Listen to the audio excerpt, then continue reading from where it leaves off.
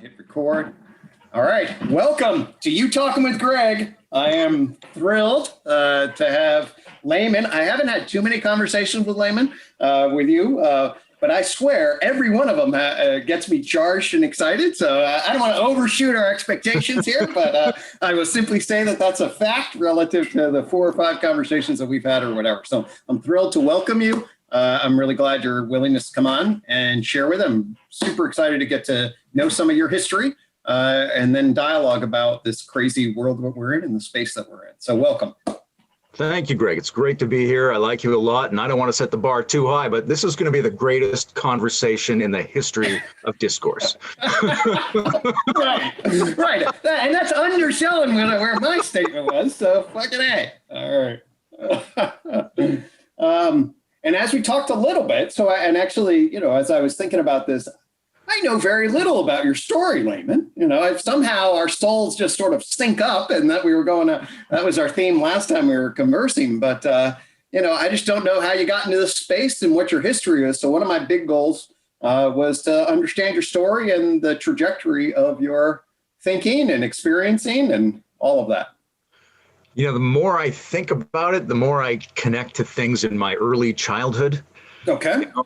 My maternal grandmother, Ruth, who died when I was really young, left me specifically a set of books that I was too young to read, but I admired them on the bookshelf. Beautiful. And it'd be a lot of Hermetic, Rosicrucian, alchemical stuff. Huh. Gorgeous, maps of the 9 worlds of the Norse and pages out of old alchemical textbooks. So I was really enriched and turned on by all that stuff. I knew there were people out there throughohout history who've been thinking in this way of making these, the way Kabbalah is an attempt to make a Superman of some kind. She must have been a remarkable, was that emblematic of the kind of person that she was, or is that just a unique feature of her engagement with you? Because that's a really interesting thing. And I wish we would do that more in this world, but the idea that you would hand down to, your grandchildren, these kind of archetypal structures, that's beautiful. I think she was, throughout her life, she became an increasingly wild and intuitive character. Okay. And I think she just had a feeling that this stuff was really interesting and that she personally didn't have the time or the right intellect to work on it, but she knew it was for somebody. And and she had a sense that would be you, and she obviously had some good intuition there, huh? So I had that in the back of my mind as a kid. And so when I would have when I would read widely or when I would have personal strange experiences of various kinds, I had the sense that there was something like a map and there was something like a technology, a set of architectures that this could all fit into. Okay. All right.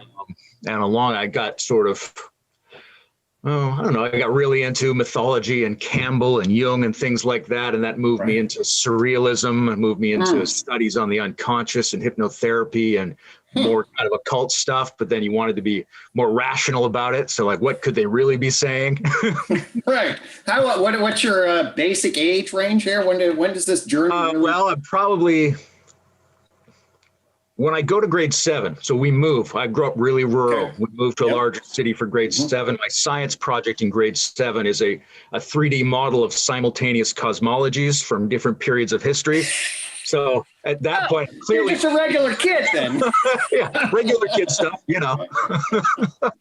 And probably right after that, probably around 14 or 15, I get really into surrealism and the attempt to bring subconscious and conscious intelligence together. And that fascination never leaves me. For the record, I was trying to read at that stage in the game. So, we're on different developmental trajectories. But, I catch up okay. I was slow in some other ways, I think. I guess by the end of high school, I was with a small group of people who were trying to combine what we were hearing about science with our feelings about mysticism. And we sort of tried to think of like, if everything was the same stuff, if it was all just information being processed through awareness, what would that be like? How could we make a map of everything? We'd have these tremendous, interpersonal, transcendent experience exchanges. Wow. Then after that, I went to university thinking very seriously about psychology or philosophy. Right. Did a few years of that, but sort of found I wanted to get much more into an experiential and shamanic way of approaching things. What you said there, I need to double click on what you said. Please there. do. Because actually, so if I had to say, like, all right, let's say hone in on a core ontology from my, both brilliant but unbelievably impoverished empiricism. Okay.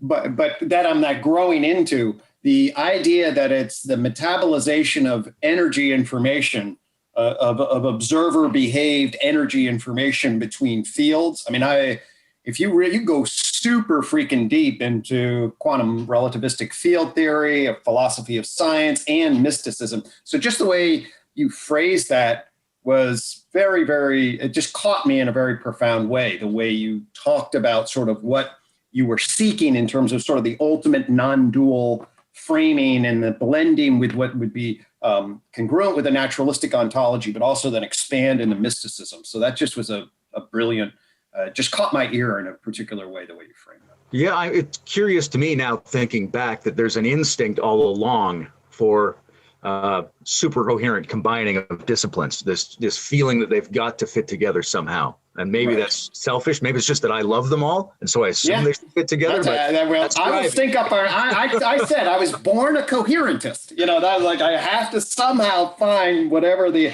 abstract coherent frame of reference. That's certainly that's my beacon of resonance for sure too. So, okay. So then, did you go off to college? I mean, what? I was at the University of Victoria for a couple of years, and then I left that and went to live in Belize. I got more involved in spiritual communities and my own philosophical researches, and ended up teaching yoga and meditation. Okay. I ended up just constantly reconsidering all of that and being changed by my own internal experiences to the point where I ended up hanging out in certain kinds of communities like the integral scene. Right. Really curious to meet people who were organizing themselves around a big map. Yep. I wanted to know that I could speak their language. I was really super obsessed by other big picture thinkers and by a lot of thinkers who were wrestling with how to get beyond the contemporary situation, right? I found it in Nietzsche, I found it in Heidegger. People were saying, here's where we're at. These are the underlying structures of the moment. Here's where we need to get to. How do we get there? So I want to hone in on, I'm really curious as to how you encountered Wilbur and the integral community, what's your take, and then who these other, like you said, Nietzsche, Heidegger, but I am actually particularly curious to get your integral spin. Okay. Well, in my integral origin story, goes back to, I mean, when I was a teenager, we had a essential Ken Wilber collection of stuff. I had this picture of his bald head and neck. I always imagined it was on the neck of a brontosaurus or something. Anyway, when I read it as a kid, I thought I would just go, yeah, obviously. Like I sort of agree with what he was saying, but it didn't seem that important. Okay, fair enough. Well, right. I mean, we're already half coherence. This guy's just putting in the Lego blocks. Let's. Who doesn't know that? I mean, come on. Brilliant. Okay. 15 years later, I have like a peak experience that lasts for a couple of weeks. And afterwards, I feel like I've got all these other rooms in the house. I got all this space to fill. And I only want to fill it by people who are engaged in trying to understand and go beyond what we might call pluralism, postmodernism, whatever that is. So he's one of those guys. I come across his books. I'm like, oh, I know that guy. I thought he was working on this problem. I realize he's got a language. He's got an organized set of, these are the pieces you need, and here's how I talk about them. And I thought, okay, if I'm serious about this, I have to at least master this language. Okay. So how will I know if I master this language? Well, I find the online community, the official integral community online, and I show up under a pseudonym, and I try to talk to them. And it's like a Turing test, right? If they don't detect that I'm bogus, then I probably know the language. I'm an integral robot. I love it. I'm going to play the game of integral robot. Anyway, so I get enough positive feedback from these people, and I go, okay, they're convinced, and therefore I can speak this language, and then nothing. I just leave it. That was my full interest. But about a year later, I'm still working on these same things, and I start to have this overwhelming hunger for community and conversation. And so I go back in with a different name. I start to get involved, and I run into some people like Bruce Alderman. I do a lot of work with him at the Foundation for Integral Religion and Spirituality, and he and I do the Integral Stage podcast. We're starting a book together on our metaphysics. Right. But Bruce recognizes me under my new identity. He's like, you sound like that guy who was here a year ago under this other name. He cracks the Turing code. Exactly. So I think, okay, this guy gets me then. All right, I can hang with this guy. Totally. And while I'm there, everybody sort of just bumps me along, right? It's like, hey, do you want to have a free subscription? Do you want to be one of the managers and moderators on the site? Hey, do you want to come to the conference? Hey, do you have a paper to submit to this? So I just commit to saying yes. Brilliant. And pretty soon I seem like a regular central fixture in parts of the community. Okay. And I've got a certain skill set for taking in the ideas and digging into them and relating them to other sets of ideas and rephrasing them for myself, and a certain internal necessity to, you know, every morning for me is a notebook and a diagram. Oh, here's how it works. I actually did that this morning. I think we're living parallel lives. I woke up at 4 and had 3 diagrams in my head after my sleep.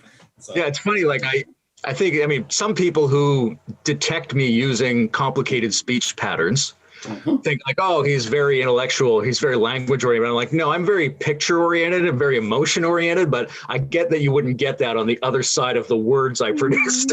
Right. There's a loop, right? There's the phenomenological loop, folks, and then, words fall out, but it is the pictorial whole.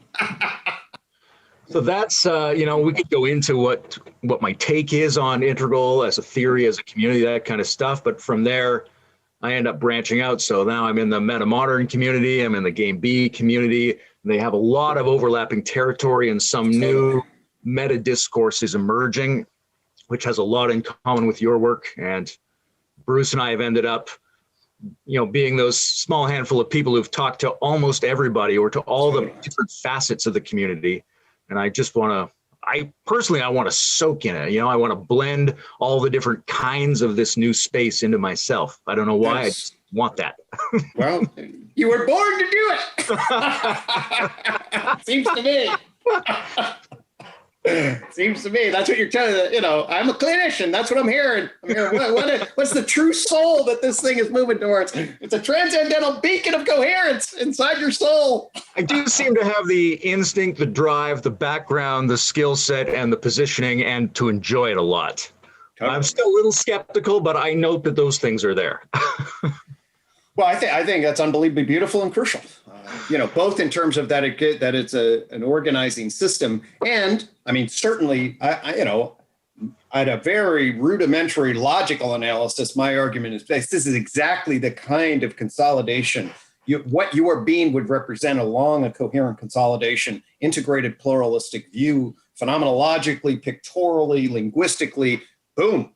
Is that not what would be a crucial part of a healthy transition from this time between worlds that we find ourselves in? I think it's absolutely necessary. I think it reflects what's going on for me. I think there's areas like attractors that I come back to in terms of what I've been trying to add into the discussion. Yeah. Bruce and I do a lot of work on post-metaphysical metaphysics. Yep.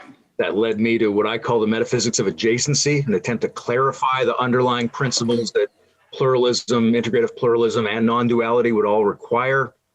I've ended up sort of standing for this integration surplus model of religion and spirituality that I've talked about a lot. And that's the idea that you could certainly think of, and I've lived in communities where the assumption is there's a primordial given spirit quality that you have to relate to. Mm-hmm.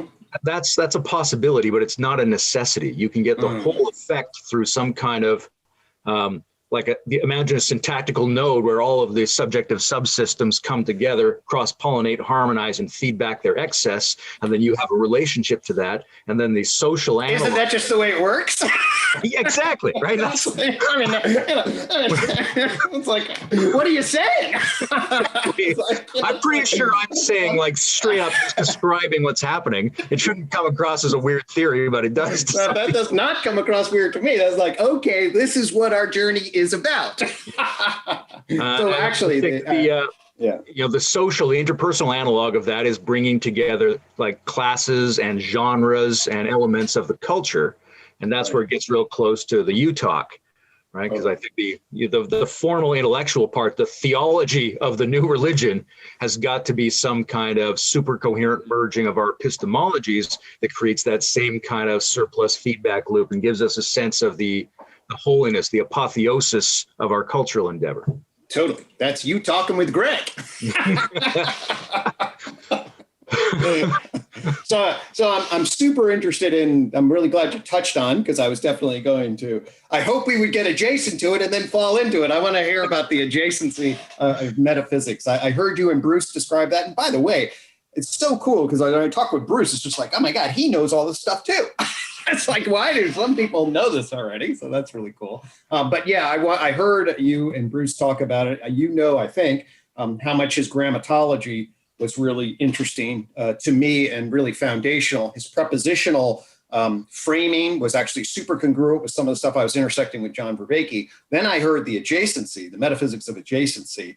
And that actually I stopped on that moment and really took a moment to really try to metabolize that. So it's a wonderful opportunity. So I'd love to hear some more detail for the listeners here as to what that set of insights is about. Well, so I'm hanging out in these communities, post-metaphysical spirituality on the one hand and integrative capitalism developmental communities on the other.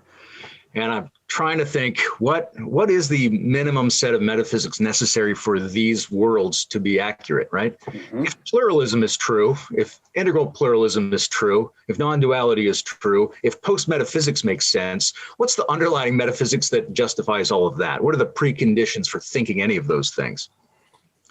And so when I pictured initially, I'm picturing the plurality of perspectives or contexts, right? That you can relativistically. It's a beautiful setup, by the way. It's a beautiful setup. So thank you. So I'm like, okay, the first thing is pluralism is a set of contexts or perspectives that we can say, oh, we have a different perspective, or they have a different perspective, or I switched my perspective. So implicit in the underlying assumption of pluralism are these boundaries or these negotiation points where you can transfer between or distinguish between perspectives. So I'm like, okay, that's the implicit context of relativism, pluralism, contextualism. And then I go, oh, that's actually the same implicit assumption in integrative pluralistic models. Right? If you just imagine the simple Ken Wilber quadrants, totally. What are those lines on the quadrants? How do they, right? This model assumes some kind of intersectional relationship between these sets of perspectival lines. And then you start going, okay, you could go even further with this, like non-duality. You go, well, that's different than monism, right? Everything is one. That's not non-duality. Non-duality is saying everything is both one and not one. It's not two. That's different than one. It's simultaneously the same and different. Yeah. I'm like, okay, that's a really tight packing of these contexts. It brings them really close together. The quadrants brings them pretty close together. The pluralism has them, but they're a little further apart. I'm like, so there's an underlying assumption of realms being next to each other, in a really simplistic way. Yeah. And so then I started thinking proximity, started thinking adjacency. I guess already I'd done a lot of thinking about what I call threshold cosmology, about things emerging at the intersections, about life at the beach, not in the ocean or on the water. Or when we would do this in Tai Chi class, right? It's like my hands are too far apart, nothing. If they're here, nothing. But when they're here, oh, that's something, right? And that's the same as field effects in physics, where you go, hey, it's just saying, oh my God, yeah. But it doesn't come to life until they get close to each other. What is this? What is the concept of close to? Because close to seems like really significant in all these domains. And that if I elaborated close to or adjacency as a fundamental principle, what would the universe then look like metaphysically? That is so, okay. So here, talk about sync. We were talking about sync last time. So I was like, first off, I will circle into quantum mechanics, general relativity, relativistic field theory. And the one that I was just paralleling was, all right, how do I drop particles and forces into fields? And what is the relationship? And so I have this thing called behavior. All right. So there's objects, there's fields, and there's change that an observer is engaged in. And this actually, I argue, is the fundamental conceptual grammar. But then you have to then differentiate. And what happens with the quantum field is that these particles and forces then dissipate into the surrounding field. And it is exactly the principle of adjacency of when and the entanglement and the splitting, but the unity between those kinds of domains that is precisely the sort of the metaphysical curiosity that drives people insane. And when you bring a metaphysical adjacency, you immediately have a particular container for that. That's really, really beautiful. Yeah, it was very personal for me because it seemed to be a necessary element of the description of all the things I was really passionate about. Like, it came up all the time in my analysis of these different philosophies on this sort of gradient. Obviously, it comes up a lot in interpersonal relationships, right? Like, intimacy is a condition of intensified closeness. When you say to your lover that you want to be one with them, you don't actually want to cancel the difference and have your kidneys located where their kidneys are. You mean you want to be functionally closer. So like, okay. So when we've been saying oneness, that was actually shorthand for closer. All right. And then it's working. I've always been fascinated by leading edge physics. And I'm like, oh, it's showing up in a lot of areas of physics. It definitely is. And it's also showing up in my meditation practice, which is a huge part of my life, right? Where I would see things like, this was my phrase for it a few years ago. The separator is the connector. It's my summation of non-duality is the thing that looks like it's dividing is actually part of the unifying. You don't cancel it and say, get rid of the separation. Here's the unity. You go, the thing that looked like the separation is actually the form of the unity. Like, oh, okay.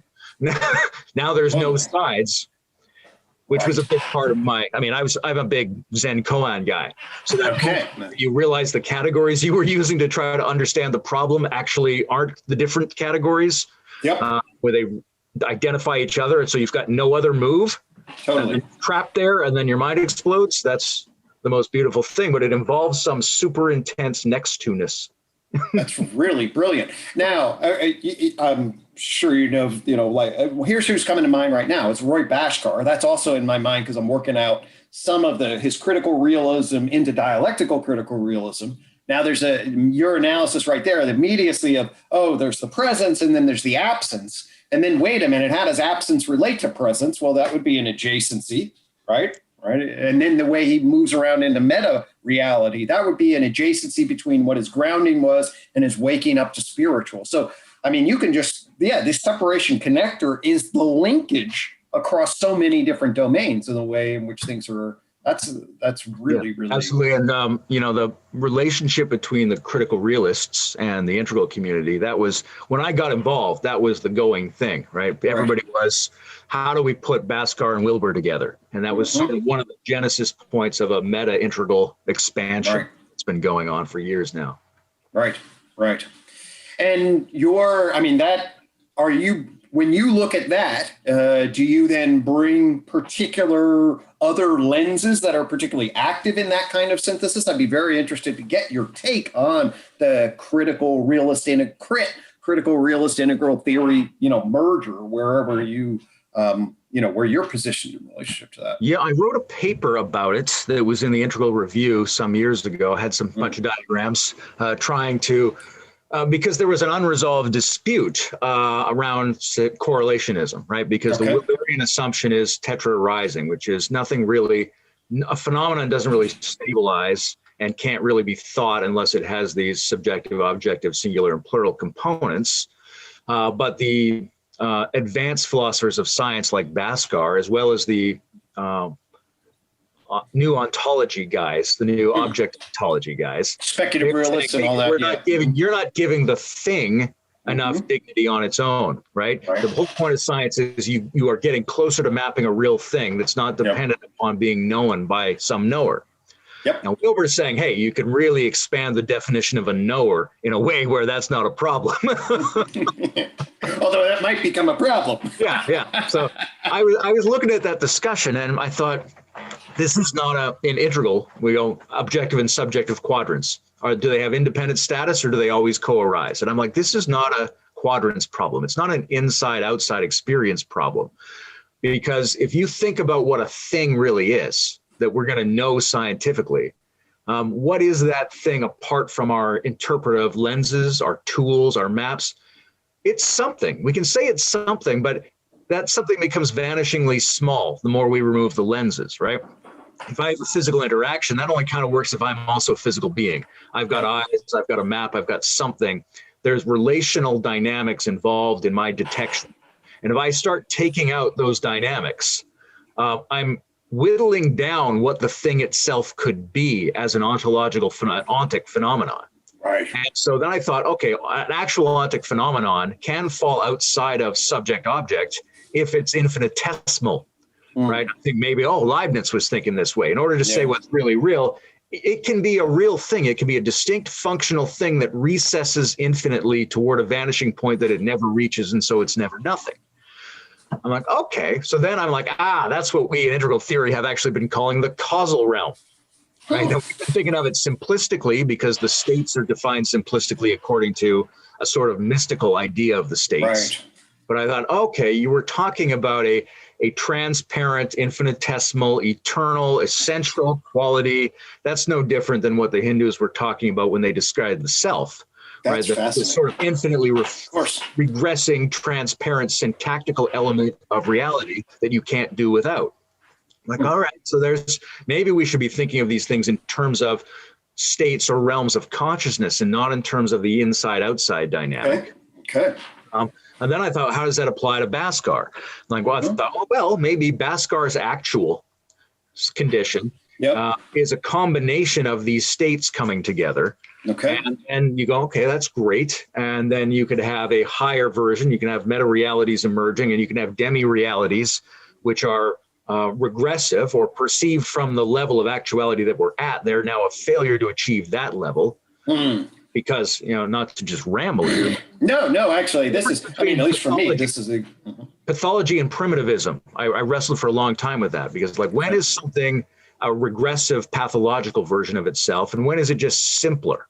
Yes. Right. And in a model of hierarchical complexity makes that hard to figure out initially, unless you really think, okay, it's relative.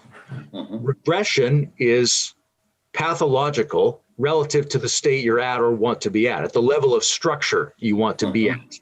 Right. So if you're in a modern society like industrializing Germany, and that society rolls back to something that looks conformist, dogmatic, hierophantic, theocratic, right? Ethnocentric. You go, that's evil. That's pathological. That's a problem. It's a problem relative to wanting them to be modern. It's not, right? But if you had an ancient society, that's not necessarily a problem, right? Minerals are not a problem, but if you want to turn me into minerals, you're murdering me. So you have to make a developmental relativistic assessment, but that allows you to say that pathology and primitivism are in that sense the same thing.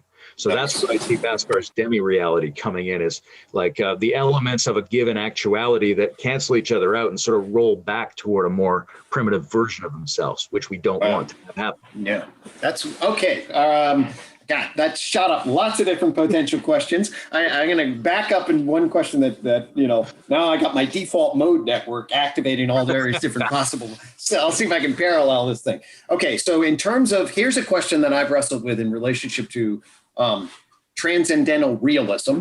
Okay, so my thought experiment on transcendental realism is, well, have we achieved a description of the universe, okay, that is relative, how independent is it of our being, okay?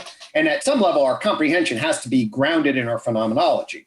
But it's also the case, as we were just talking about, the intellectual understanding of much of the universe is really very far away from our phenomenology. I mean, we have to try to make sense out of quantum mechanics, but actually we're making sense out of it in a way that space and time and size and all that shit is stuff we really can't relate to. But we have some knowledge of it, okay? So here's my thought experiment as to how much there's an entanglement with our epistemology and ontology and the ontic reality. And that is, I'd be interested to see if you've thought about this or you have an opinion about this. If we were to come across another intelligent species, okay, who had the technology for space travel and all that other stuff, would their model of the universe include like the atomic theory of matter? And would they basically have that frame of reference? Or would they be manipulating the universe in a particular way that we would not be able to understand, and they wouldn't really recognize our frame of reference. And if it's the latter case, then I think the argument really is you have a phenomenological grounding that all of our understanding is humanistically, kind of in a Kantian sense. If they have a quantum atomic, general relative Big Bang theory of the universe, then you get a transcendental realist ontology that our science has achieved. I don't know if you have an opinion about that, but as you were talking about ontology, epistemology, this is my science side has wondered deeply about this, and this is one of the points of curiosity or thought experiments that I've landed on to try to see where I am in terms of my ontic ontology, epistemology, etc. My guess at the moment is something like the majority of the computational patterns in the universe are nonlinear and irreducibly complex as far as we're concerned, and probably as far as any other system is concerned, right? This is a sort of Stephen Wolfram argument. I'm not sure how familiar you are with that stuff. Yeah, I am. He would say, hey, the vast majority of patterns we're going to encounter are in fact things that a computer could run much faster than us, but we have no way to shortcut that into knowledge. Yep. Right? There's only some things that we can shortcut into knowledge. But you can see how those knowledge shortcuts emerge out of these sets. You're like, if I run this computation 100 billion times, this is this little bit of it here. That's all the rules of logic.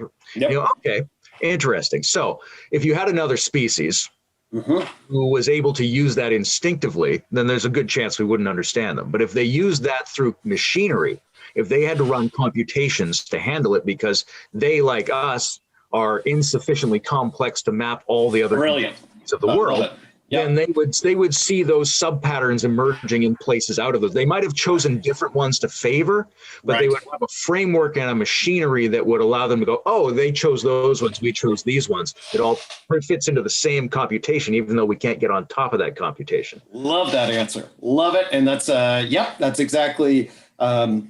because they're right. So in my head, I was like, we still don't know what dark matter is. What if they're connecting to dark energy, dark matter in a macroscopic, intuitive way, like they're a cloud of some dark energy, dark matter, but then process information in ways that are so alien, and then we wouldn't, but they would have access. But I love it if they do engage in a required computational reducibility.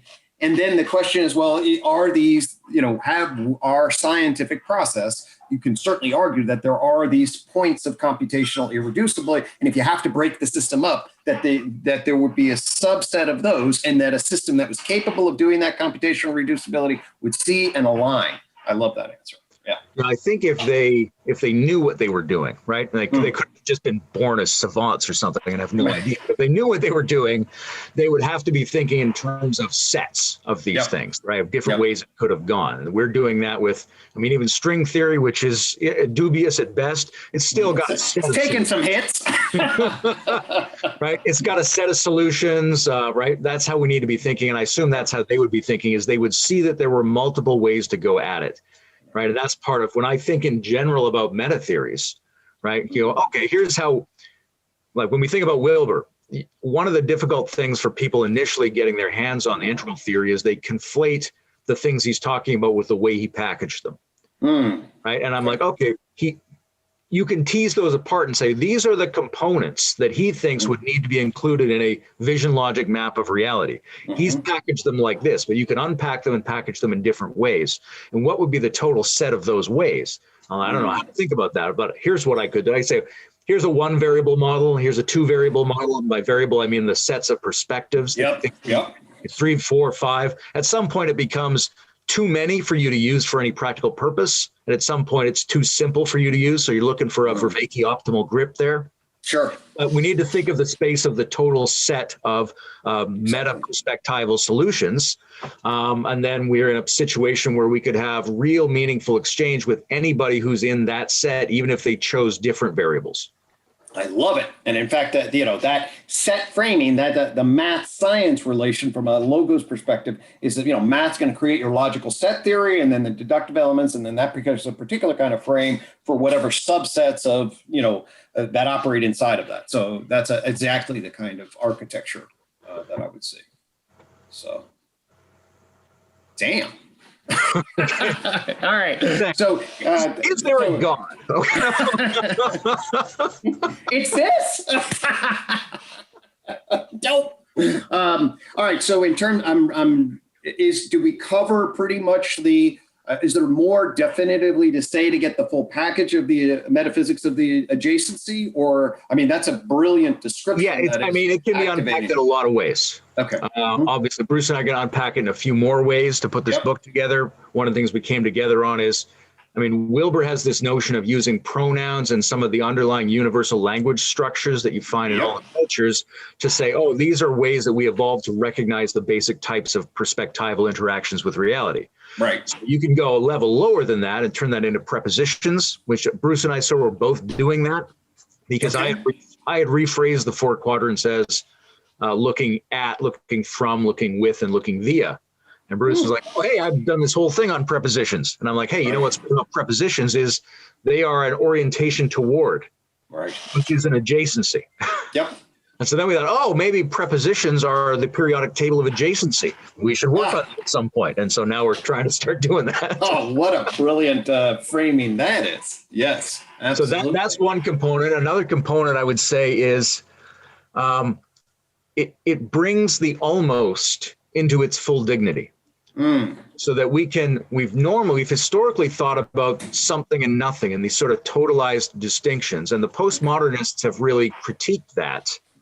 And I think we can take that critique really seriously without losing any of the power of the previous models. And so if a guy like Descartes says, I think, therefore I am, or 1 + 1 = 2, and then they're like, how do you know that's really one and that those are really the same two things? You go, well, you don't 100% know it. You just know it is as much that it's more that than anything else. Right. This isn't 100% true. It's just as true as we can get, but that's the limit of truth. So that's as true as it can get. And it justifies the feeling of 100%ness, even though in reality it's 99.99999. So you can take off the totalizations as long as you don't then just feel like you're in a universe of mystery and no meaning and no confidence. Right. Because the confidence people previously got from what they called 100% truth, that was the confidence they were not getting from 100% if it never existed. They were getting it from 99%. They were getting straight from the 99. So then I would tell people 99 is the new 100%. Yes, I think I heard that line. I love that line. I think yeah, go ahead. When did this begin to really percolate for you? Last decade or so has this been, or longer than that? Well, I was probably thinking in terms of generative thresholds 20 years ago. Okay. Just as a way of explaining mostly my relational and mystical practices. Right. But the adjacency idea came to me very distinctly by walking by a lake one day, and that was maybe 2014, 2015, something in that territory. Gotcha. Okay. All right. So it's really percolated into clarity of consciousness of being like, these are concepts, and now I start to really see the differentiating, looping function of this metaphysics, and then start to explode with it. And then you hook up with Bruce and his prepositional knowing, which I totally, because I think we talked a little bit about this, but John and I were syncing up around adverbial and adjectival consciousness in our world not exploration. And then we landed on, and we were trying to sort out, and I was like, well, feels like there's something beneath it especially from, and he's like, yes. And then we got into this valence qualia, which are really basically pleasure and pain, which is move toward, move away, and then really, as I write about it, there's a prepositional way of thinking that very, very enlivens that. And then I also would say there's an adjacency then, especially if now the connection between prepositions giving us sort of a taxonomy of adjacency. That's just a brilliant network. And is that sort of the structure of the book? Is that sort of the central theme of the book?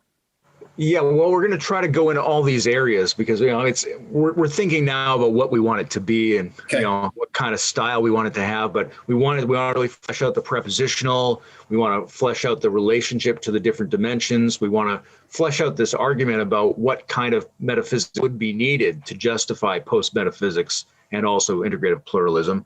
But also we want to say, like, what are what are the consequences for personal practice? What kind of dimensions could come to pass from this? And then also look at who else has been thinking like this? What's the lineage of this thought? What community does it pertain to? What sort of problems could it solve? So we want to range very broadly in exploring this. I have that's another question. The post-metaphysics, in terms of, is there a shorthand operating frame? I mean, I get it in some ways of sort of the evolution, but I'd be curious as to see, like, if you're writing it out, how do you frame post-metaphysics? I know Wilbur certainly frames it, and that's the primary author that I know in terms of coining the term, but there may be others. I'm not really sure, so I'm curious. Sure, I'd frame it in, I think the simplest thing within higher discourse communities is usually just saying that you can have these experiences without necessarily buying into the ontology that's presupposed by them, right? Right. And that's part of the Wilbur-Combs matrix, which is really important in getting beyond the idea that higher states are the higher stages of development, which is totally. We got to remix that in order to understand those variables. Absolutely. But the idea is Jesus doesn't have to be real for him to show up in your life and have a transformative effect, right? Sure. You don't have to agree with everything in the Vedas in order for yoga to work. It's formative, it's practical, so you can do it without the metaphysics. So that's, for most people, that's the simplest form. Okay. But then there's a more elaborate take, right? If there's a developmental progression of stages of maturation in culture or ourselves, then at each stage, it has a reflection on the ontological assumptions of the previous stage. And it says, hey, some of what you took to be ontic was bogus. So we're going to whittle that down. We are post-metaphysical relative to what you metaphysically assumed. And that goes on stage by stage. So I think that's, in a developmental sense, every stage is post-metaphysical, relativistically. But then you get up to pluralistic, and pluralistic takes the modern critique which science brought against dogma and assumption, and it really deploys it in all directions in a more nuanced way. It's how do you know anything? So in that sense, post-metaphysics is the kind of metaphysics you have if you're a postmodernist or a pluralist. All right. Assuming you're an actual one and not just a woke reactionary or something like that. Nope. I do a lot of work on meta-progressive politics as well, so I've got trying to nuance all those things. And then the question is, if you take that seriously, if you don't say, one way to say, hey, we're just going to jump past that and we're going to return to a mystical universalism, that yes, we appreciate the multiplicity of interpretations, but ultimately underneath, because I've personally experienced it, there is this one, or there is, whatever. So that's one way. And a lot of people in the integral community have made that, and I think it's a hasty move. I think it doesn't really appreciate what the pluralists have been bringing in as a critical awareness. I think if you take that seriously, then you have to say, how do I explain the ontological structure of these valid experiences in a way that maximizes their fidelity to previous perceptions of those, but doesn't commit to the totality of the ontological identity of these things? And then that's where it gets metaphysics of adjacency, because you're right up against an edge. Is there a God? Well, sort of, almost, nearly. You're kind of, right? And you go, okay, if you take that move as a serious part of the ontological structure, then you can say, we can have a viable, coherent post-metaphysical mode of metaphysics that gains rather than loses the certainty. Wow. So that's how beautiful. So this actually, okay, so now I'd like to position that in relationship to like the tree of knowledge in UTOK for a second. Sure. Okay. So the tree of knowledge basically is trying to create, and actually I told you I had to get this line in. I'm going to get this line in here. All right. So I'm in search of a coherent naturalistic ontology that revitalizes the human soul and spirit in the 21st century. And what you just said is just, my soul and spirit is feeling revitalized. Okay. So, and it speaks very much to my own past. So I get raised, I get raised in a Dawkins-esque kind of atheist, modernist, empirical, scientific thing. So that at 20, science is the most advanced thing that I've got going. right? Okay. And I'm learning empirical psychology, which I realized later is completely corrupt. Well, not completely, but it's mostly corrupt at the conceptual level. And then I grow, and I'm learning and blah, blah, blah. And I learn all about the material, from a Wilbur view, the materialistic flatland, and people thinking of themselves as just mechanical, chemical, bundles and all of that.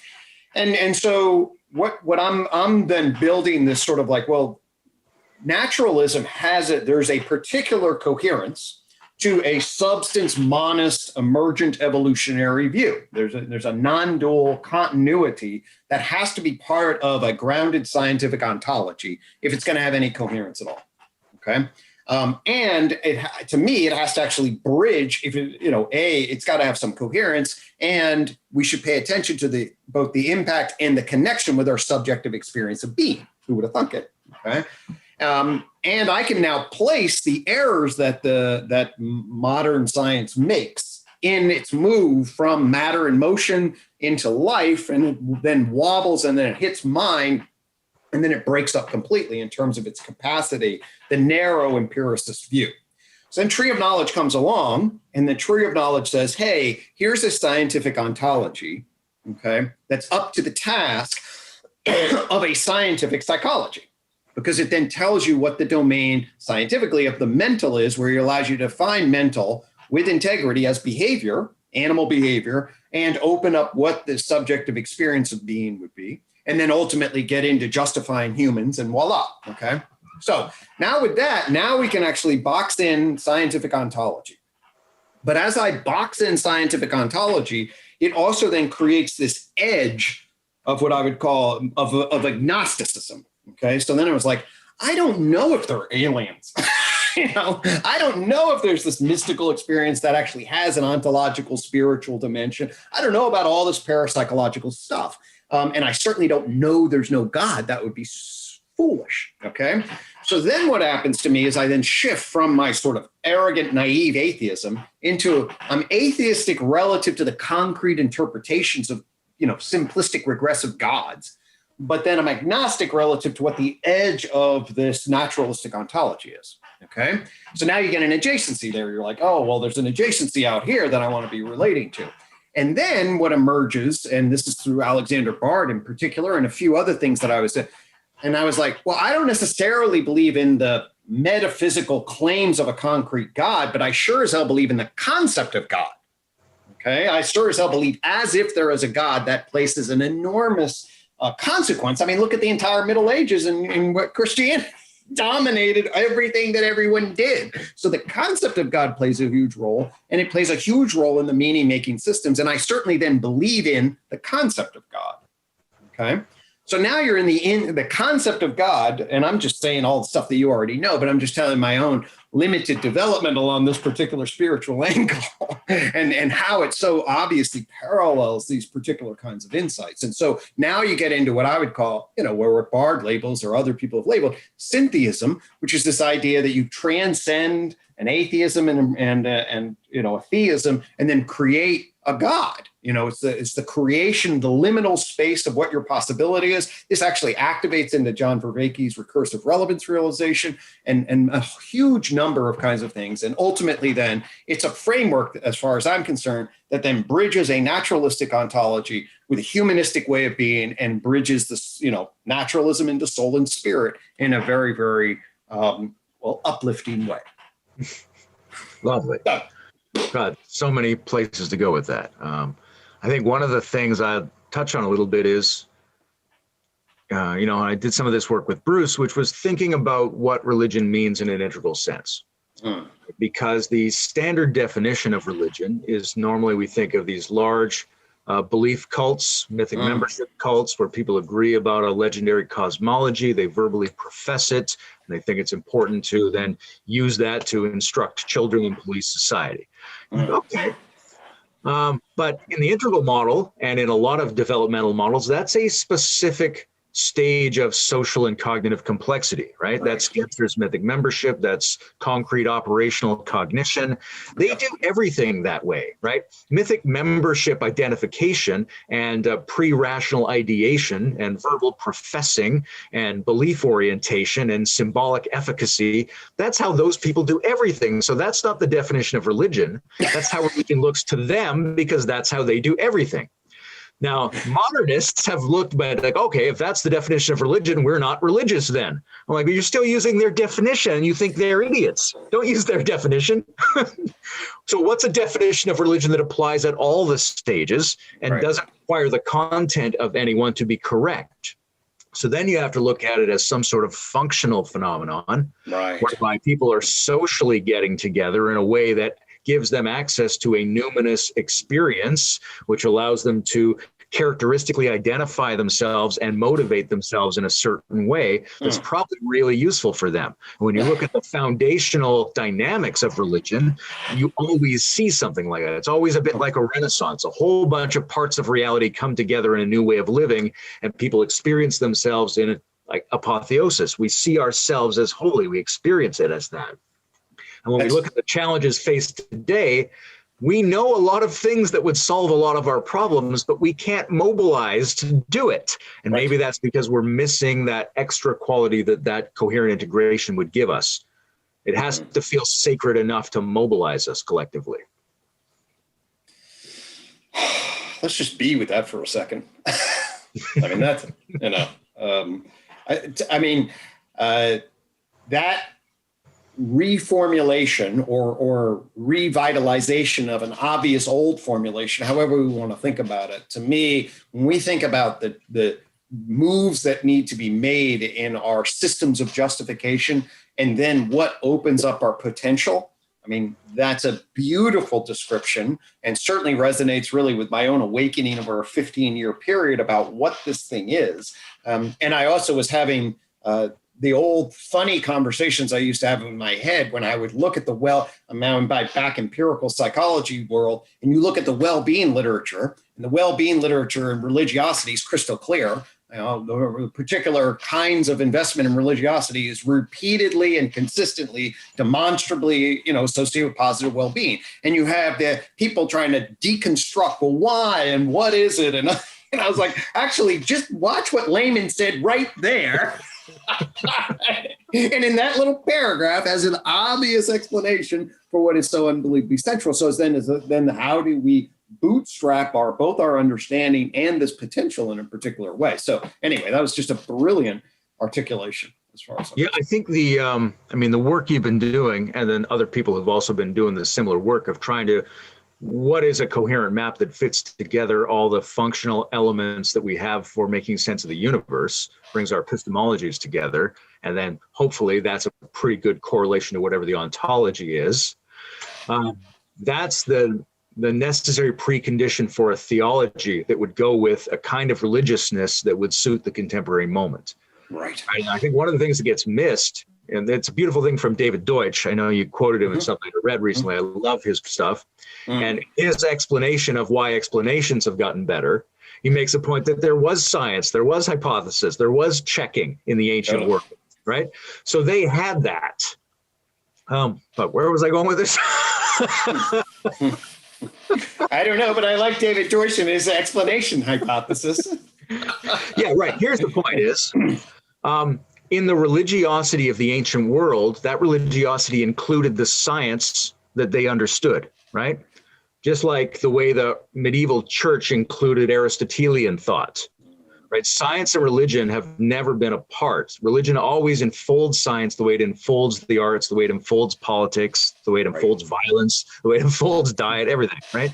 So religion only exists in the contemporary world if it enfolds contemporary science. Otherwise, it's the religion of a previous phase, which is regressive relative to what we need. Right, exactly. And in fact, actually now, I'm definitely just metabolizing, so I'm slowing down a little bit because I can feel there's a shift in my gut, a beautiful shift in my gut. So I get called to call this thing the tree of knowledge, and then I turn it into this crazy sincere, ironic garden behind me, right? I mean, what the fuck is that, right?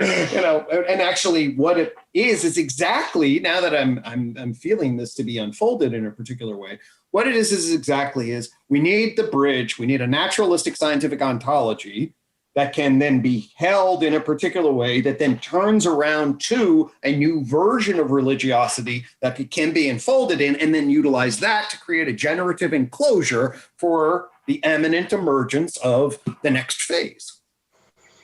Yeah, let me throw one other weird element in here, because when you talk about a naturalistic coherent ontology, it makes me think of when I first started having talks with John Vervaeke a year or two ago. I was giving public talks on what I called sacred naturalism, or sacred naturalist, right? And so that has two parts. That was a naturalistic conception of the sacred, but also a sacralization of naturalness. And I thought about that a lot in terms of a higher degree of parity in the mapping between human and nature systems, right? So that the more sociology, psychology, information processing, the more our civic layouts, the more our mental architecture resembles the actual patterns nature is using, the more correspondence is there. And this creates an experiential naturalness, which is not something of nature. It's something between nature and human beings, provided we allow ourselves that semi-arbitrary distinction. So that the greater parity between human mapping and nature's patterns would create a naturalistic feeling that we should and could treat as a sacred phenomenon, while we're building a naturalistic version of what sacredness means. I haven't heard that formulation exactly. I, of course, know John has been kicking around the search for the sacred in this, new axial age. That's a beautiful formulation, and absolutely central. And this gets, if we put this on, we can then drop this into the basic tree of knowledge ontology. So as I told you before, but then we can now really hone in on what you're saying in terms of what my own realization was. So the tree of knowledge obviously goes matter, life, mind, culture, and then life, mind, and culture are these information processing communication networks that give rise to, when we're speaking just scientifically or whatever, descriptively, there's a complex adaptive systems mediated by information processing communication networks at the genetic cell, neuroanimal, and then linguistic. And then, but our technologies get increasingly enfolded in over the last 10,000 years. We're engaging with them in particular ways, and this becomes then society. The tree of knowledge doesn't really capture society in a particular way. It's basically, it's culture and material culture interacting, and then create these, assemblages of groupings, and what's the real unified theory of a society and all this other stuff. And that's always been one of my questions. And it's also then pointed to the idea that, the material culture relation is going to fundamentally change because of what gets laid down in the 20th century in terms of the information processing digital. Okay. So the information processing, the internet, our AI and our information interfaces like an iPhone, okay, are completely then changing the relation of the resonant frequencies now that are then going to blend us into techno chaos potentially. Okay, so how the hell do we actually manage the techno-virtual potential that this adjacent possible space is going to open up, and it's going to create a huge amount of potential and a huge amount of chaos simultaneously? We need to have wisdom grounding. In fact, John Vervaeke in 2014, he's got a neuro-enlightenment talk where he talks about there's wisdom and there's technology, and at some level, we're going to have to create the proper balance. Well, how the hell do we create the proper balance? Well, what is wisdom? Lots of different elements. But what you just said orients then towards a particular brilliant framing of what this wisdom would be. And that is, there's a natural resonance that we need to stay grounded on. And to the extent that we elevate that grounding, resonant grounding as sacred and attend to it, it is that would, through the fifth joint point, that becomes the resonant grounding upon which the digital virtual can be at least referenced against, so we don't spin out of insanity. Yeah, I think if we bring together an attempt to make a naturalistic map of how people organize reality up to the point of sacredness, and we at the same time we encourage our ability to feel the sacredness of that naturalness, and we have to think about what are the patterns that lead to that experience, that kind of patterning. right? And hypothetically, ideally, hopefully, those things are convergent. If we do them in a bunch of different domains, they create a naturalistic, better society, where the experience of using technology feels more naturalistic, where we go into flow states more, right? Where, I mean, it means a lot of different things. More trees in the city, great, that's it, right? Or I go out and hug a tree. Now, my internal experiential map has more of that tree in me. So I'm picking up these complex natural system patterns. It can also mean just more science, right? Because the more we see of the actual structure of the universe, the more that's a potential. And if you compare contemporary science to the science of 1900, it's way more rich, way more complex, way more organic, much more vivid, less mechanical. So we're moving in a certain trajectory if we take that up. And then when it comes right down to some of the things you've been writing about, the co-mapping of epistemology and ontology is very much like this. If epistemology is the human set of patternings and ontology is what's really there in nature, the more our epistemological set looks like the actual divisions of nature, the more that resonance creates an effect which has a coherence and a naturalness that we can then count on and helps us build that kind of civilization. I mean, that's when I was, in September or whatever, I dropped into, as you know, that wisdom energy. That's what we talked about with Steve McIntosh. I mean, what you just said essentially is what my cells were resonating around. I'm serious. That's and then I really started to, in my flow state, which is rare for me because I'm so freaking, egoically justifying, but I actually lost, even that in terms of the depth of the metabolizing. And that's exactly what it was. It was the onto-epistemological structures, the ontic reality, wavelength frequency around some fundamental sense of valued goodness, through and through the hierarchy, inside and out. And that was, fucking A. Sign me up. Another thing I'd throw into the mix is, for me, a lot of this stuff comes out of an ongoing relationship with Nietzsche's writings. Okay. The things I think about Nietzsche are quite divergent from what I hear people say about Nietzsche. So it could be that I'm just seeing my own reflection when I read it. But nonetheless, there's all these fascinating aspects, right? In his notebooks, he's not just talking about a relativity of value aspects. He's talking about how you would build a structure, a qualitative measurement of what would be better, and how you get morality out of immorality, and then what would happen if you kept going in that direction, and how do basic empowerment structures, like what we call energy, build up to the kinds of values that we have now, and how would we keep that going? And what are the principles by which you could build a civilization around feelings of empowerment and peak experiences, make them more intense and more distributed? And when he describes the formula of greatness, amor fati, to say of every it was that I willed it thus. It's a kind of a psychological test, but it's a test about, can you affirm and bring together all the things that are in your world space, right? Without necessarily having to assume that this was intended for me, or there's an external force that said, hey, this was meant to happen. You don't need to believe something meant it to happen, but you do need to experience the quality of, oh, this was meant to happen. You need to get to that spot somehow.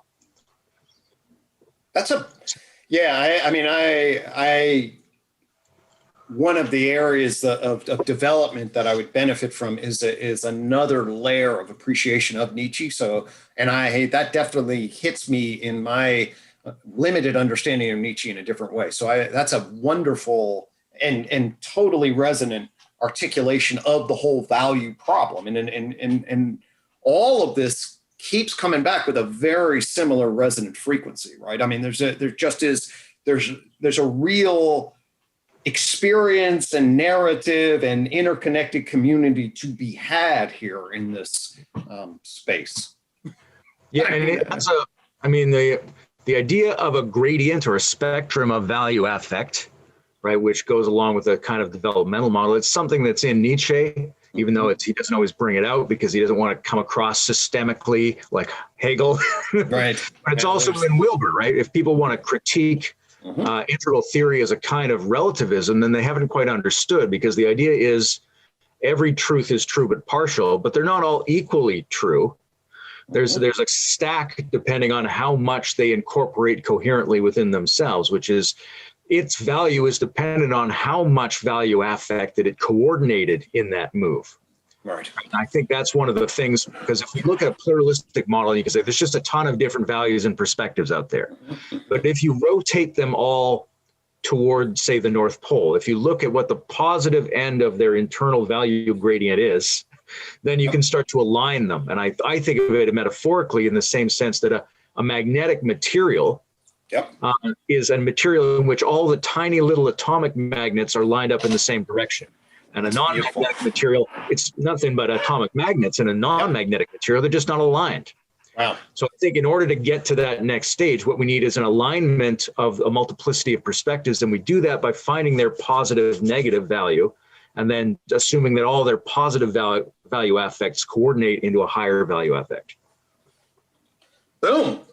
So here I'll riff off of this. This gets into some of the stuff we covered, but I certainly want to echo it here again because the resonance is striking. So when I'm backing up, I enter into the natural ontology as a healer, as a psychotherapist, right? And so the first and foremost is people suffer, and I'm centered on this concept of human well-being. There's at some level, there's this gradient.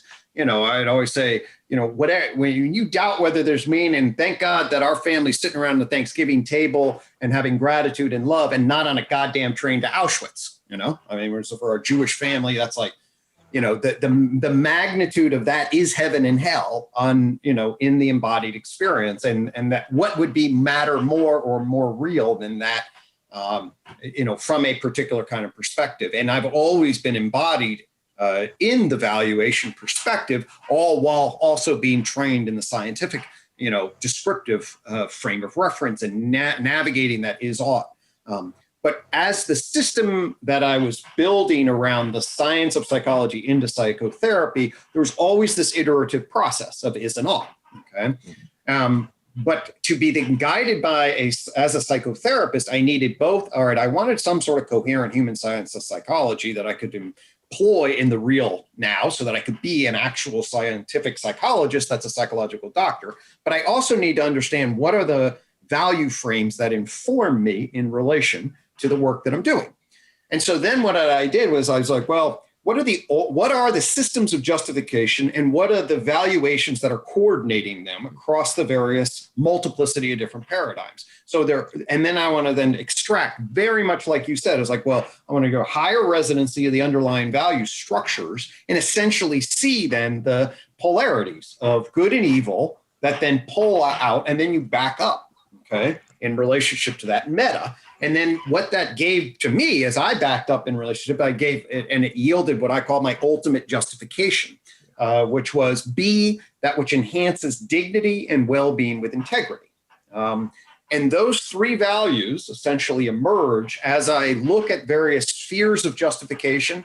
And one is a justice valuation that emerges in relationship to the United Declaration of Human Rights. So after World War II, after the biggest fucked up in the history, explicit, screw up of evil in the history of mankind, everyone all got together like, well, we have a pretty good example of what evil is, right? And what we don't want to do and what justice is. And then we have to justify justice. And then how do we justify justice? It's like, well, and ultimately it's kind of a tautology. Humans have dignity, which is essentially they have esteem, they have respect, and that is a foundational potential grounding. And then out of that legitimizes all sorts of justice-based implications in relationship to how societies relate cross society. It's also the case when you look at well-being, if you look at the World Health Organization, well, it took some hits over COVID, but whatever, we have some idea about what would be multiplicity of organizations that then is concerned with health. What you get is a biopsychosocial well-being constellation. So well-being then becomes this sort of thing that health and happiness and functioning, and we can get into specifics, but anyway, well-being becomes a particular value. And then ultimately you look at science and you look at learned scholarship and the fundamental and ideas about truth with honor and integrity, and you get this integrity value. So the well-being, dignity with integrity kind of frame of reference is essentially me taking those polarized values in different contexts of justification and seeing that this created that for me then this sort of meta tripartite holistic value structure that emerged that's very similar to exactly what you were delineating there. the way I think about it is, I mean, obviously gradients and adjacency have a lot in common, right? Because adjacency is a flexible, negotiable proximity, right? So then when I think about value or empowerment, I'm thinking about how close or how far away are we from it? It's sort of, it means you're never totally there and you're never totally apart from it. You're always somewhere in that proximity space, in the same sense that, you know, negative 10 degrees on a thermometer, that's still a measure of heat. It's not a measure of cold. So it's a positive measurement. Right. Absolute zero. We never quite get there. So this is Nietzsche too. Nietzsche says, he who despises himself still honors himself as one who despises. What he means is that's an aphoristic way of saying when you have a negative evaluation, there's still a positive valuation backing that up. You're still in connection with value. You're on the spectrum somehow, right? And the way I say it is, if you find yourself facing south, you immediately know where the North Pole is located, right? So you're in that polarized field, but it takes work to turn around, to remember. Right, a lot of spiritual teachers will you can reconnect with your values in any moment, but you have to be available to do the effort to do that. And likewise, if you want to take any perspective that someone brings forward and say, hey, that actually fits into my super coherent map of reality, it does, but you're going to have to undergo some work that person may not be willing to undertake. So my two responses to what you said are, on the one hand, there's effort, there's an energy investment calculation. And on the other hand, there's something like a telos, right? There's a qualitative or patterning style telos that is the direction of the increase of the value, even though that's not going to be asserted by someone as, hey, here's what God said the future has to look like. But we all say, based on the evaluation of every value and perspective, that an improvement of that, an intensification of that is going to look more like this. And I'm dedicated to that. God. Hey, God. There we go. That's yes, absolutely. And I love that process, the process delineation of that field and the work effort and the alignment of the vector. I mean, that there and the magnetic resonance. I mean, that affords me a new adjacent angle on some of the framing and does so brilliantly. All right, so I'm also having now a default mode network thing that I wanted to make sure I checked in with you. Okay, before we, so you said something like meta progressive. You have some notion about politics, and we have to ask ourselves, what are we doing in this macro space? What's happening? What do we hope can happen in relationship to the evolution? What's our active role? What's our observing role? So my curiosity then for you is, as you look out at where we are at some notion, what are our notions about the future? What are your thoughts about what types of signals are we sending? What kinds of conversations? What actions do we take? Anything along those lines in relationship to sort of the evolution, both any observations of it or energies that you have about what you're directing in this regard? I would say that the kind of sociocognitive operating system that characterizes modernity or modern civilization has done a lot of good things and is also entrenched and dominant. And it has a very complex structure that's apart from its rhetorical aspirational virtues. And it has worked. It's done a lot of neat things, but right now it's compounding problems that it cannot solve. So a postmodern critique of some kind is necessary. We have to make a jump to that space, which is, flexibly related to a progressive politics of some kind. We have to be able to really distinguish what are the postmodern insights and skills that we need to affirm and double down on, and what are the corrupt simulacra of those things. So we got that distinction. And I'm doing all of this from what we'd call an integral perspective, or a postmodern or a metamodern perspective. So that's the perspective where you can say, what kind of postmodernism do we need? What does it have to do in order to succeed? How can it be healthy or not healthy? And how should it be related to these other systems? So I think we need an increased, more potent critique of modernity and a set of minimum structural upgrades to at least stabilize us in the face of the multiple compounding accelerating crises. But in order to get that done, those people need to work much better with conservatives, and they need to have a much better sense of their own internal left and right. right? So the integral political map is there's these stages and they each have a polarization. So Yep. the conventional notion of right is confusing because there's a right for every phase. There's a right for traditionalists, there's a right for liberals, there's a right for progressives, and there'll be a meta level left and right at some point if that gets established. Right. So you need first of all, progressives need to not identify with the left, but they also need to understand what they meant by the left is not the same as liberalism. But also, in order to get anywhere with these policies, they're going to need a lot of conservative spirit. They're going to need to speak to their own right wing and also to people who have traditional and modern virtues. So that's brilliant. There you have the basic sense of what we need to do. We need something like a Bernie Sanders upgrade. Planet one, right? Right. You're only going to get that if you've got aggressive people on board, if you've got ruralists on board, that kind of stuff. If you've got Joe Rogan on board, you need all these other dimensions in order for it to be strong and viable. So it's got to unpack its traditional associations and clean itself up into what it really is versus the simulations of itself that come from both dogmatic use of, which is the lower level use of these higher concepts, and also the machinery of what I would call centrist liberal modernism. It has a built-in self-defense mechanism. It's extremely complex, it's extremely metastable, it's extremely flexible, and it can use any forms or virtues to maintain its dominance. That's a challenge. That's where we need to go and how we need to handle it. In fact, this is very continuous with the conversation I was having with Lena Rachel Anderson and her metamodernity, which is a frame on metamodernism. I like lots of frames on metamodernism. That's a particular one because I do resonate with the idea that we can look at different phases of cultural code or sensibility through oral indigenous, through traditional pre-modern formal to modern to postmodern, and recognize, and Steve McIntosh does this also, she elevates the oral indigenous, but recognize what each of these speak to in terms of, say, our sacred naturalist way of being with each other and in the world, and then the process by which we cultivate. The other thing that you said there that's very, very, keen, and I love the way you highlighted is what's a simulation? What's a corrupt simulation? And all sorts of systems, of course, can do this. Is anytime somebody gets power, there's going to be corrupt simulations of it. So we have to be very clear. And I think the left has been, as somebody whose heart is helping, underclass, marginalized individuals from the very beginning, a feminist heart.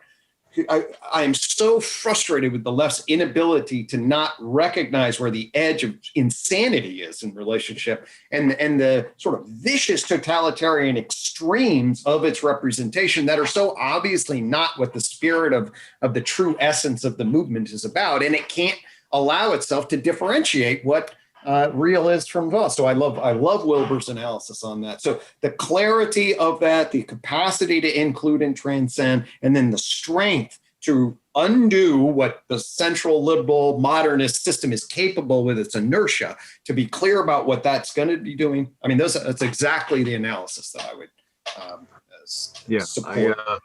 I love Lenny's work, and one of the reasons we invited her to be in the Metamodern Anthology project was because of her emphasis on the indigenous, because the metamodern conversation too often is just classical, modern, and postmodern put together and made to work with each other.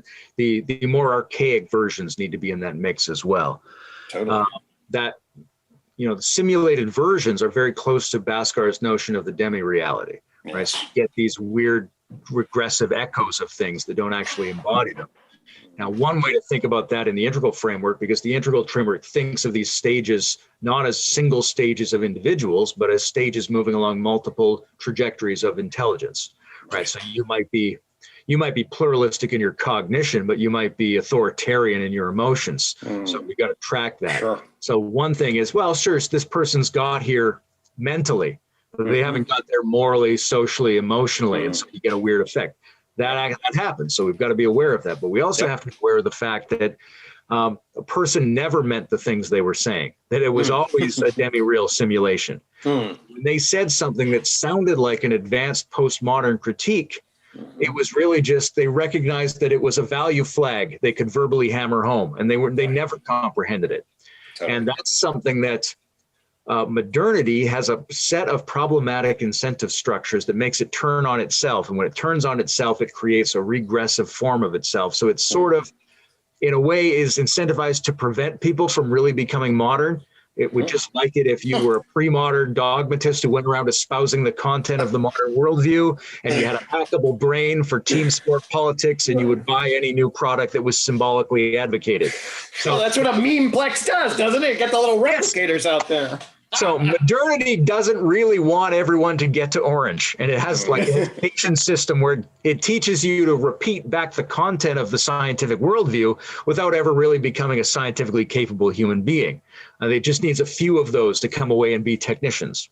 Right. And now that postmodernity is in the mix, it does the same thing. It can recreate a dogmatic or simplistic version of postmodernity that it can put into kids' brains, and they can come up and have it institutionally and bureaucratically reinforced. And it's not even modern, let alone postmodern. And then it can let the pre-modern forces fight each other, and it can sell them anything it wants. It can play them against each other in elections. So the postmodern complaint about modernity, that's correct. I think modernity is creating fake conservatism and fake postmodernism. Ha! That's certainly, I live in the States, remember? Yeah, you might have seen some of this on the news. Yeah, oh, is that what's happening? Why the hell why didn't MSNBC call you? And Fox. Oh my God. Are you, what's your, do you have a? I'm good. If we've got more energy and questions, I can keep going. I can that's an hour or whatever we like. Yeah, well, we can go for certainly. I still got the energy. Right. So let's. What's your sense of the transition from where we are to? I mean, do you have I'll speak for myself. So I'm generally optimistically inclined. That's my structure. I don't have high neuroticism, although I've been there. Life has certainly driven me at various times there. But and so I be optimistic, and at the same time, I'm experiencing this. I look at it. I feel like we're on an edge that ranges in outcomes of heaven and hell. And I feel that in my soul very often as I look out at just us as Gestalt. What's your sense of the horizon in relationship to where we are? Do you have one? Well, if I feel out into the world, it looks like, on the one hand, simultaneous heaven and hell. Okay. Right? So it's a matter. It's like a superposition of those things. And that means it's up to us to steer it one of the two ways, because we're not just sitting back and going, hey, which way are the trend lines going? Should I be optimistic or pessimistic? Right. I have a role. So part of my role is, as an old Buddhist psychology guy, I got to choose and cultivate the hopefulness myself. Amen. Part of it is I have a role, like a detector in a quantum experiment, in eliciting one of those superposed positions. Totally. However, that's the feeling quality is of the tremendous mix. However, there's this other feeling quality, which actually, hold on. I have to hold on. Hold on. I love that. I am not putting quite there. We are in. I need to play the role of detector in the quantum flux. There it is. That's actually what this is. We should rename. That's exactly right. I love the orientation. And yes, I will be a little quantum thing that says, oh, this bit of information turned out over here. It was entangled over there, but I grabbed it first and lifted it up. And thankfully, the cascade of effects follows. Getting into I do a riff on shamanic politics, right? Because I think shamanism is a great way to think about sacred naturalness, because it's a form of wisdom and spirituality. It's very much about flow, embodiment, multiple states, about serving the village with nature. It's very ecological, but it has these elements. One is you maybe have a role in manifesting the destiny of the village, so to speak, the global village. Another part is weirdness is real to some extent, and it's getting stronger. And this is I was a big Terence Mckenna fan.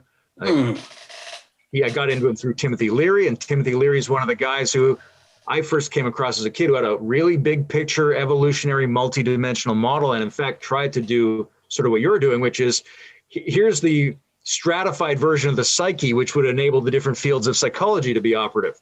Totally. In fact, the fourth branch on the tree, the circumplex, has Timothy Leary's competitive cooperative circumplex.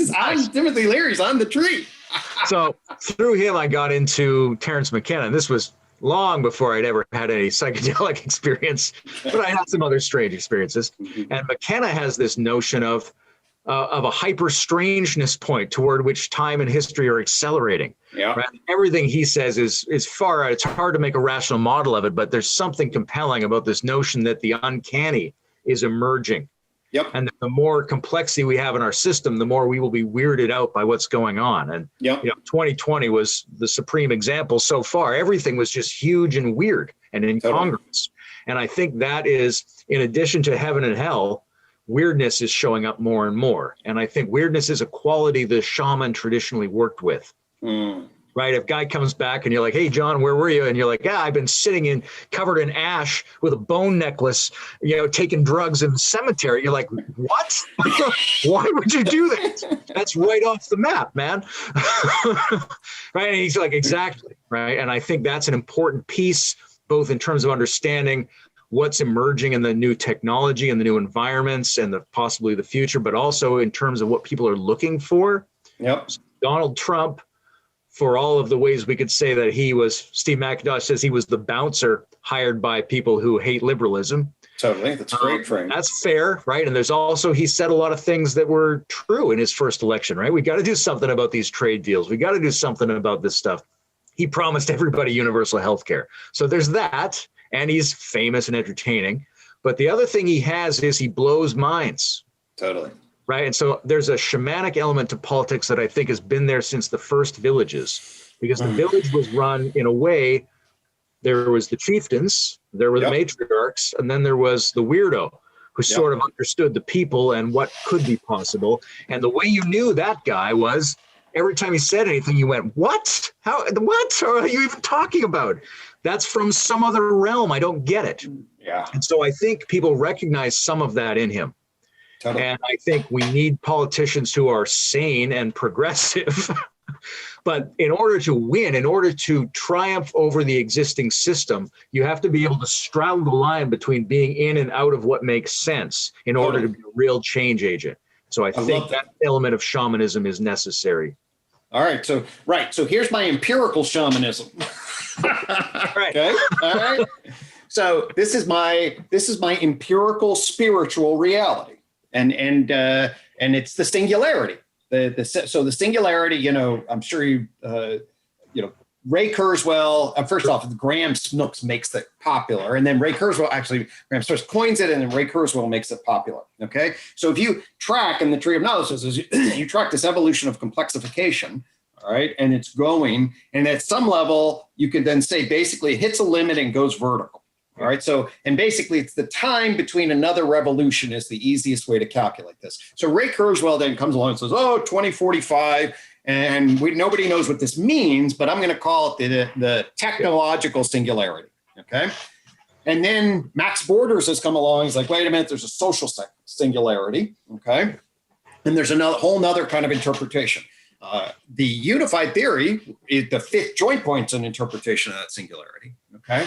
So now you got all this thing, and then this weird thing. And then this Korolev, there's a Russian mathematician who gets hooked into big history. So big history is just the standard view of, Dave Christian and blah, blah, blah. And they've got a lot of people. And so he really gets interested in the singularity, and he looks at Ray Kurzweil's singularity. And then he looks at the, as a Russian scholar, they have access to all these other different kinds of evolutions of technologies and paradigmatic changes. So you have embedded in the Eastern scholarship of Russia, you have all the other big markers that in that culture would then be identified as unbelievable change markers. And then he collects those and puts them on a complex curvature of change. Okay. And then he has Ray Kurzweil's, and they're basically different sets. They have a few points that are in the same place, but they're basically different sets of events because they're different histories that are identified.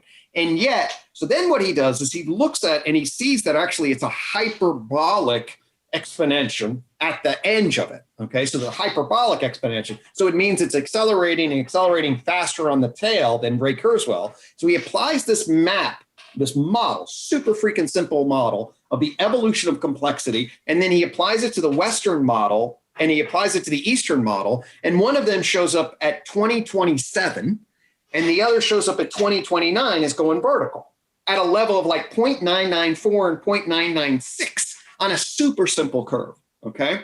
Now, to me, I look at that shit and I'm just like, how the hell is that happening?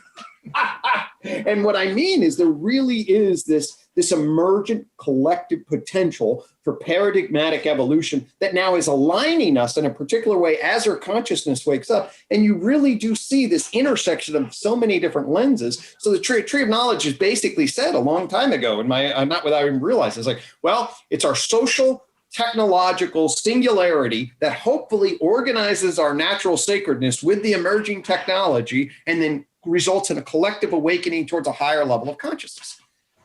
And now you have like this empirical graph that says, yeah, that's going to happen in 2028. I mean, it's hard to, you never want to put too much weight into a specific prediction. Totally. The trend lines are fascinating. The trend lines are fascinating. I think about there's a speculative ontology there. There's a prescription for how you have to be a healthy human being under those conditions. And then there's notions of how society would have to be in order to thrive rather than be destroyed by it. So on the ontological side, when I was a kid, I read a lot of McKenna, right? And it seemed like he was saying there's a movement from a habit of history into novelty. He met Rupert Sheldrake.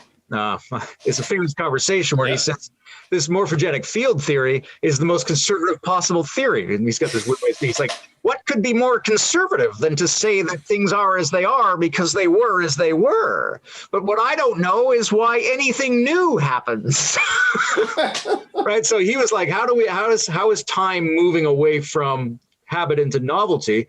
And that's how people normally phrase it. But when I looked at the maps, the charts he'd made, I thought, oh no, he's talking about the accelerating convergence of novelty and habit. And I didn't know what that meant until I started playing around with Stephen Wolfram's ideas. And one of the things they built was a music generator. And you could run a complex equation. I think the site still exists.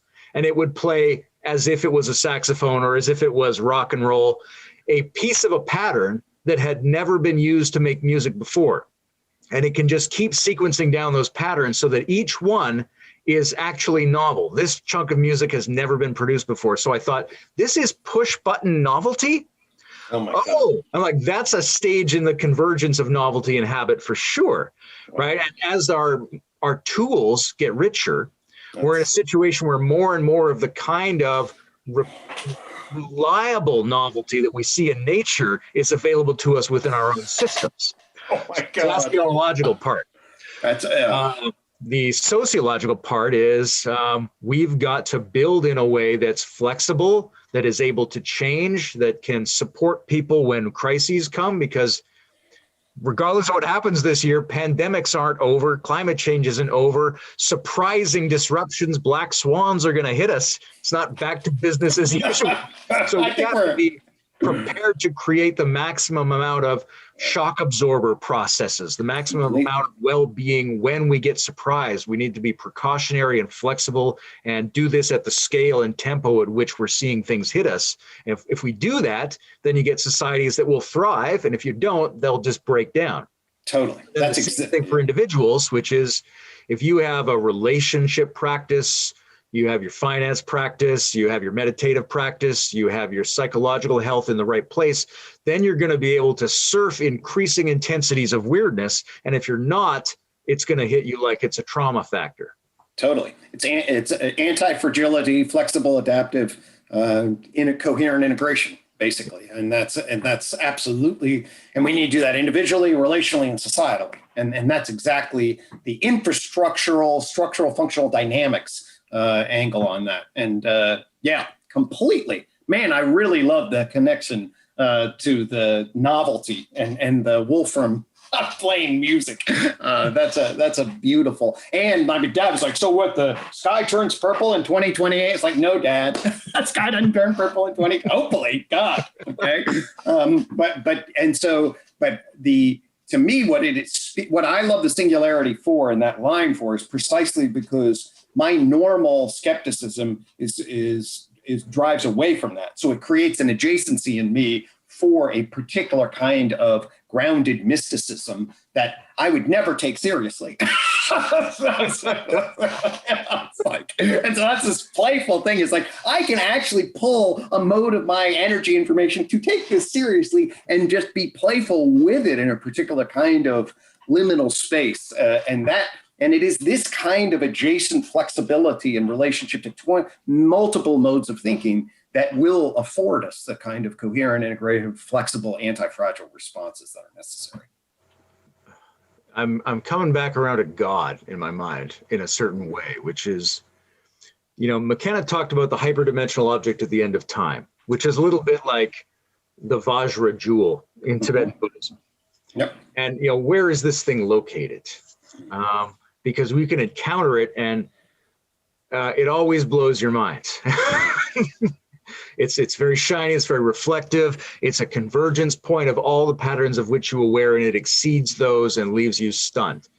And this thing that's what it looks like personally or collectively to reach this apex that feeds back to you. But at the same time, in order to do that, the syntax of the ontological structure of reality has to contain that possibility. So in that sense, it's a little bit like that God point was always there. Yep. And you can relate to it in a second person model. Integral's sort of two ways to handle that. You could say, hey, here's everythingness. And you can talk to that as a first, second, or third person. But on the other hand, it doesn't care. Everythingness doesn't care. What cares is a convergence point, site at which all the patterns reflect back to you with an intensification of value. That's a God who has a will or a purpose. And so that's sort of, I think that's what that singularity is. And it's present. McKenna thought of it as a fractal. So there's the social historical scale of that fractal. Totally. There's the moment of that fractal too, because you can encounter something like that in yourself almost at any moment, or in any day, or in any hour. Absolutely. So it's just, it's just, that's God for me, is that thing. Totally. That's exactly right. And actually, as I was building the garden, then, and then I was going through some transformation, then what popped for me in my own little, ontology, my own subjective ideographic, was this elephant sun god. And then this became, because my first chapter in the Unified Theory book is, can you see the elephant, which is off the Indian metaphor. And then I was waking up to the concept of God and the image. I mean, I'm pretty far away as possible, sort of in terms of my development from Hinduism. Okay. But then you see, for me, then it's the horizon of the elephant sun god in Hinduism. And it's one of the oldest archetypal frames in society. So here I am seeing that and looping around both the earth and entirety and all of human culture, and having this be the lodestar point that's reflecting back with all of its luminescence and brightness. And so that's exactly what it is. Elephant sun god, I love it. I often think of it as a hummingbird. Because it's buzzing. It's doing an ohm thing, right? And it's iridescent and it's organic. And it's got a really sharp point and a really complex point. And I imagine it like half a moment from now, facing all the time. Of course, right. And where are those birds and the nectar and everything? I love that. It's located at what we call next. Yes. Whatever that point is, from whatever quantum position we are in the cosmic coordinates, there's the hummingbird of next. That's the adjacency version. Oh, I love it. Now he's buzzing around the elephant sun god for me.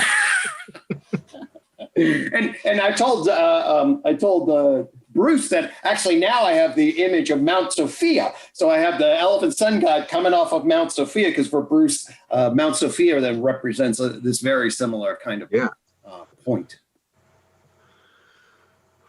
Damn.